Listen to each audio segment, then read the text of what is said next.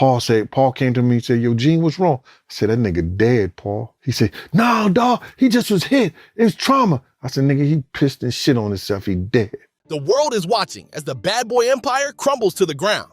Everyone is talking about the Netflix documentary produced by 50 Cent. But there is one man who says they left out the darkest secrets. His name is Gene Deal, and he was the man standing in the shadows protecting Diddy when the cameras were off. He is spilling the beans on bird sacrifices, secret shootouts, and the real reason people went to jail while others walked free.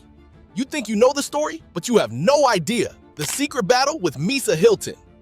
The drama started heating up right after the documentary dropped on Netflix. While everyone was watching the show, a real war was breaking out on social media. Misa Hilton is the mother of Diddy's first son, Justin Combs. She has always been quiet and stayed out of the mess, but this time she could not hold back. She went online and posted a message that showed just how much pain she is in. Misa said she is usually a private person. She does not like to put her business in the streets, but she said she had to speak up because the harassment she and her son Justin are facing is too much. She said it is heartbreaking. She said the public is being misled about her and her child. She called the whole situation a cruel game that is built on rumors and hidden agendas. But here's the part that really got people talking. Misa did not just blame the Netflix documentary. She pointed a finger directly at Gene Deal. She said the things Gene Deal has been implying in his interviews have caused this harassment. She felt like he was throwing fuel on the fire. Her post was captured by the Shade Room before it disappeared, but the damage was already done. So, what was she talking about? What did Gene Deal say that made her so mad? The streets have been whispering for a long time about Justin Combs. There is a rumor that Diddy might not be his biological father. The rumor says that his real father might be Anthony Wolf Jones. Wolf was Diddy head of security and a close friend for years. He was a tough guy who everyone respected and feared. When Misa lashed out, she was basically saying that Gene Deal was keeping this rumor alive. She felt like he was letting people believe that Wolf was the father instead of Diddy. This is a very personal and hurtful thing to say about a family. It attacks their identity and their history. Gene Deal saw what Misa wrote. He did not stay silent. He went on an interview with The Art of Dialogue to clear his name. He said he was shocked when he saw her post. He said somebody sent it to him, and he could not believe it. Gene looked right at the camera and spoke to Misa. He asked her how he was harassing her. He said he has never harassed her. He said he has always been a protector of her and her family. Gene explained his side of the story. He said Misa is mad at him because he did not shut down the rumors. She wanted him to come out and say that Wolf is not the father, but Gene said that is not his job. He said it was not for him to clarify. He stood his ground. He said he never came for her, not one time. He believes he is just telling his truth, and if the rumors are out there, that is not his fault. This back and forth shows that the bad boy family is falling apart.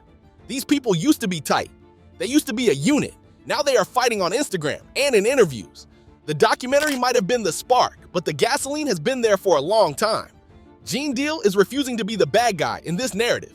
He is telling Misa that he is not the enemy, but he is also not going to lie to protect secrets anymore.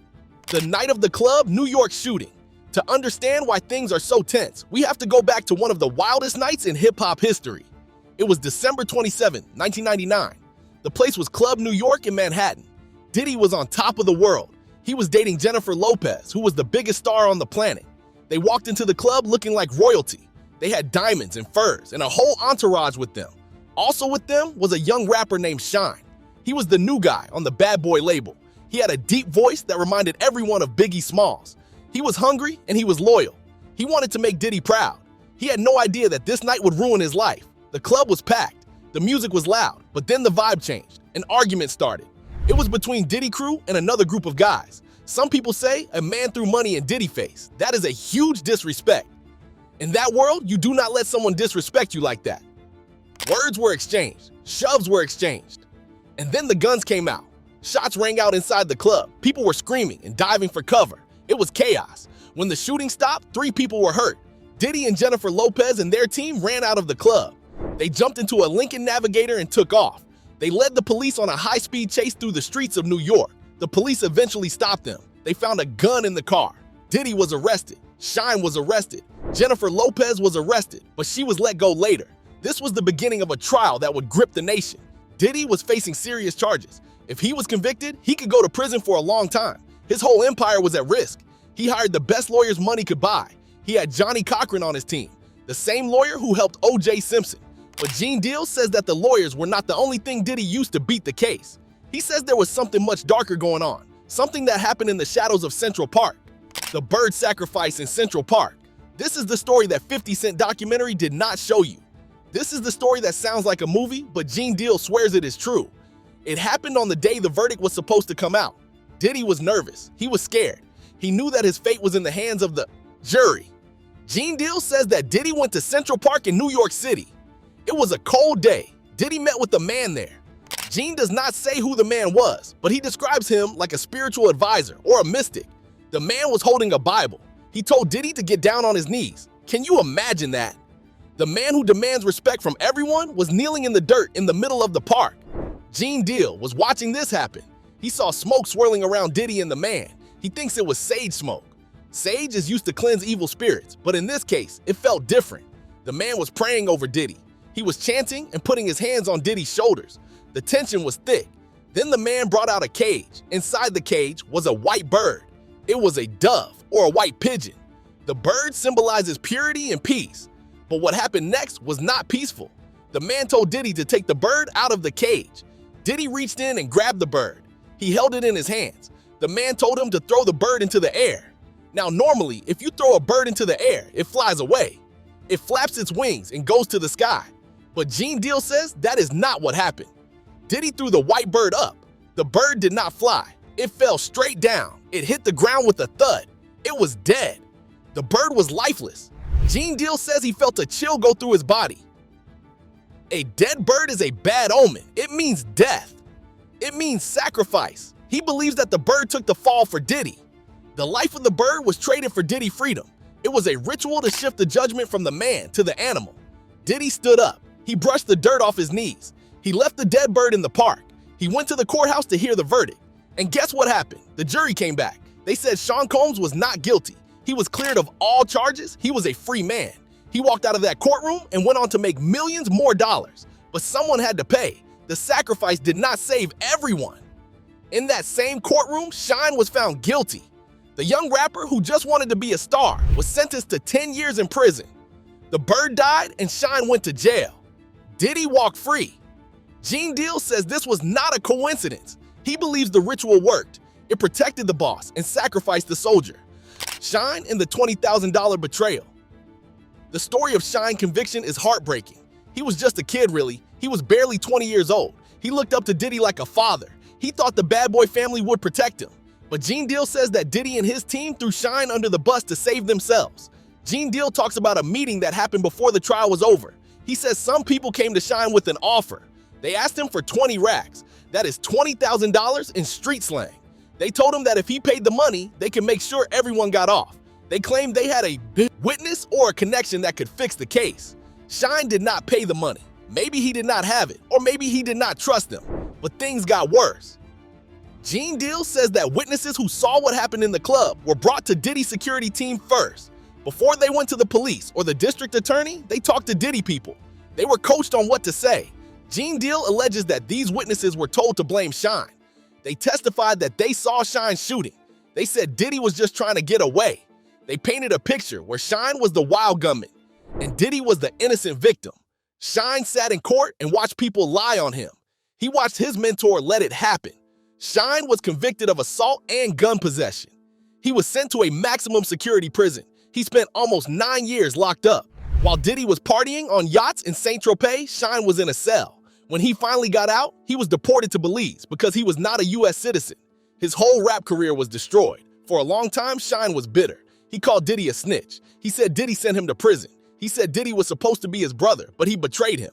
Diddy went on with his life like nothing happened. He barely spoke about Shine. It was like Shine was erased from the bad boy history.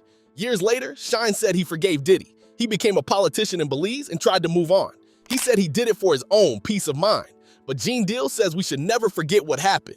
He wants the world to know that Diddy freedom was bought with Shine life. The bird sacrifice in the park and the betrayal in the courtroom are two sides of the same coin. The tragic end of Wolf Jones. Now let us talk about Anthony Wolf Jones. He was the man Misa Hilton was arguing about. He was Diddy's right-hand man for security. He was big and strong and loyal. He was with Diddy at the Club New York shooting. He was arrested too. He stood trial with Diddy, and just like Diddy, he was acquitted. He walked out of court a free man, but his story does not have a happy ending. After the trial, things changed. Gene Deal says that Diddy started to distance himself from Wolf. Maybe Wolf knew too much. Maybe he was too much of a liability. They had a falling out. Wolf was no longer the head of security. He was out on his own.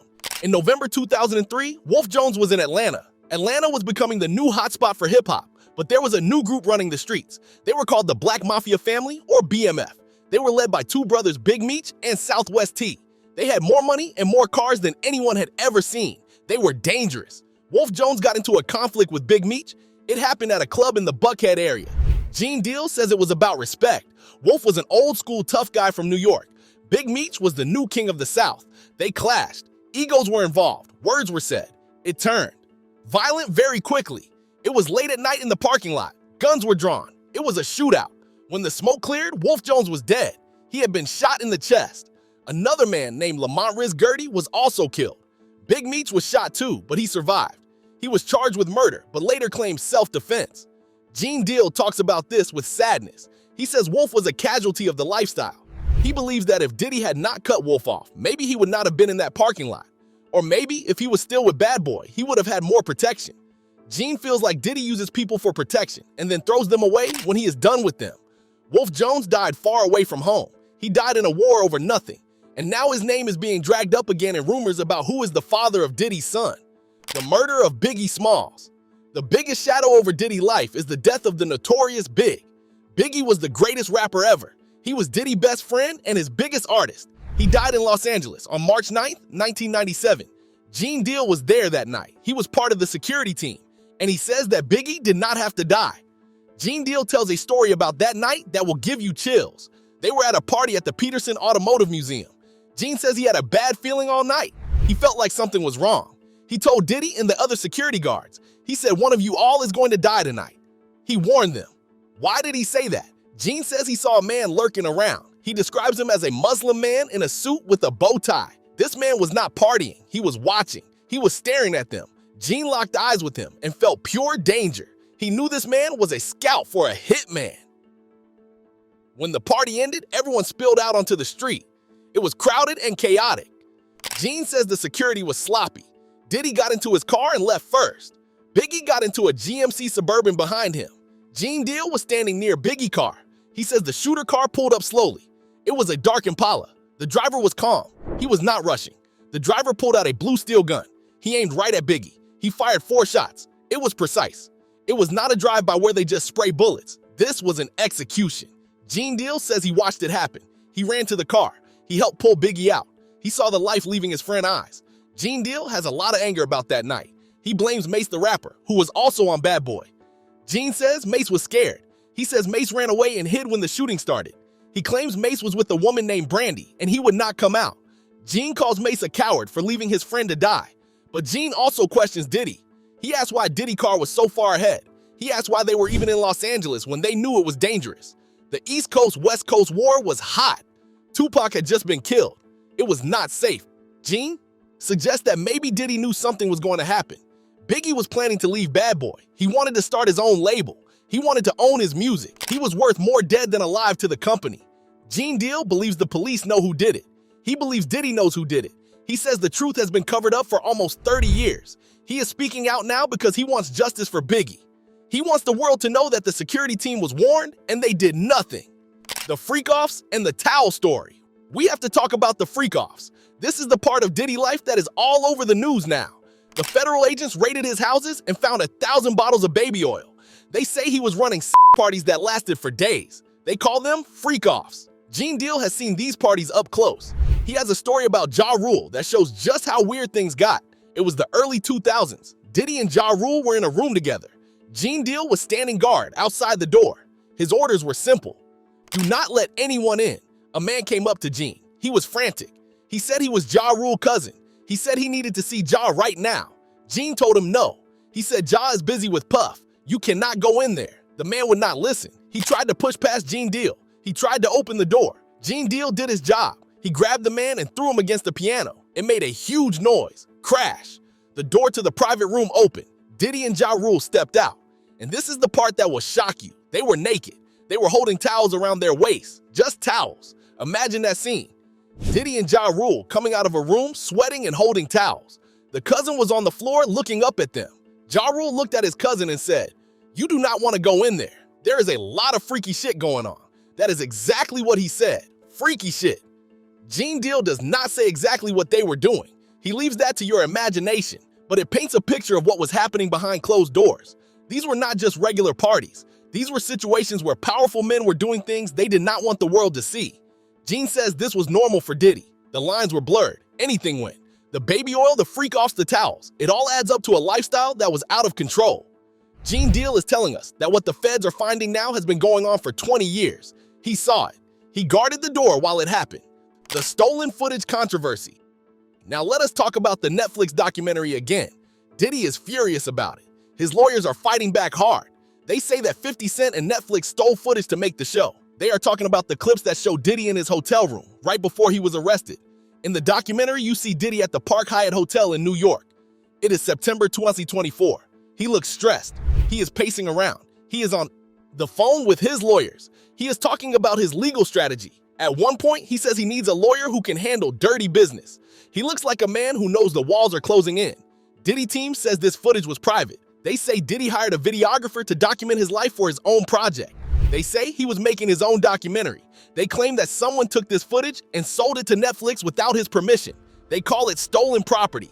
They sent a cease and desist letter to Netflix demanding they take it down. Gene Deal finds this funny. He says Diddy is mad about someone stealing from him when Diddy has been accused of stealing from people his whole career. He stole artist publishing. He stole samples. He stole credit. Now the shoe is on the other foot. Gene says the footage shows the real Diddy, the manipulator, the man who thinks he can buy his way out of trouble. 50 Cent and the director say they got the footage legally. They say they have the rights to it. They are not backing down. This legal battle is just another headache for Diddy. He is fighting criminal charges, and now he is fighting Netflix. He is losing control of his own image. For the first time, he cannot dictate what people see. The monster created by the industry. Gene Deal wraps it all up by saying one thing. The music industry created a monster. He says Sean Combs was not born a monster. He was made into one. He learned from the people before him. He learned that money is power. He learned that you can treat people like trash as long as you have hits. Gene says Diddy started doing to others what was done to him. It was a cycle of abuse. But Gene also says that is no excuse. He points to the victims. He points to Cassie, who was beaten in a hotel hallway. He points to Kim Porter, who many people think suffered in silence. He points to Shine and Wolf and Biggie. He says karma is real. He believes that Diddy is finally paying the price for all the pain he caused. He calls it one of the greatest tragedies in hip-hop history. A man who built an empire is now going to spend the rest of his life in a cage. Just like the bird in the park, he is being sacrificed. But this time, it is for his own sins. Gene Deal is the last man standing. He survived the shootings. He survived the beefs. He survived the bad boy curse. And now he is telling the story that 50 Cent could not or would not tell. He is exposing the deep, dark truth about Diddy. Diddy is facing his reckoning now. The courts will decide his punishment. But the streets and the fans already know the truth thanks to Gene Deal. The bad boy era is over. And it ended not with a hit song, but with a jail cell and a lot of broken lives. Is Gene Deal telling the truth about everything? Only he knows for sure. But his stories match up with the whispers we have heard for years. He was there. He saw it. And now he is making sure we see it too. What do you think about the bird? Sacrifice. Do you believe Diddy set Shine up? Let us know in the comments. And remember, in this industry, nothing is what it looks like. Stay safe out there.